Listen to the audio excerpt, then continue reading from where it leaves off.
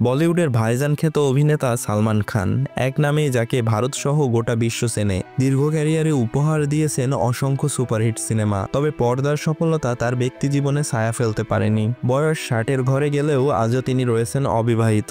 সালমান খানের জীবনে প্রেম এসেছে বারবার। তার প্রেমিকার তালিকায় ছিলেন বলিউডের প্রথম সারির নায়িকারা সঙ্গীতা বিজলানি, ঐশ্বরিয়া রায় বচ্চন, ক্যাটরিনা কাইফ সহ আরও অনেকে। কিন্তু কোনো সম্পর্কই গড়ায়নি বিবাহ বন্ধনে। প্রেম এসেছিল, তবে তা শেষ পর্যন্ত অসম্পূর্ণই থেকে গেছে।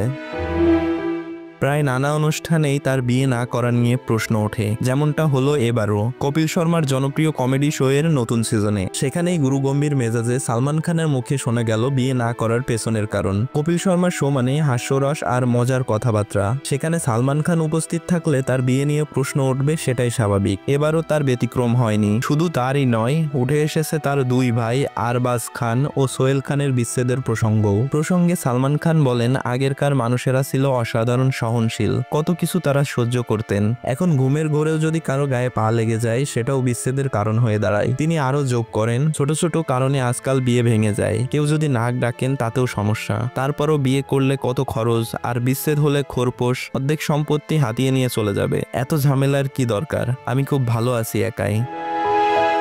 তার এই বক্তব্যে যেমন ছিল বাস্তবতা, তেমনি ছিল রসিকতার ছোঁয়া। স্পষ্টই বোঝা যায় সালমান খান এখন নিজের স্বাধীন জীবন নিয়ে সন্তুষ্ট, আর বিয়ে আপাতত তার পরিকল্পনার বাইরেই। বলিউডের রোমান্স কিং হয়েও ব্যক্তিজীবনে চিরকুমার এই নায়ক বরাবরই যেন এক রহস্যময় চরিত্র। তবে এবার কপিল শর্মার মঞ্চে বিয়ের প্রসঙ্গে যা বললেন, তা যেন অনেক অজানাই উন্মোচন করে দিল।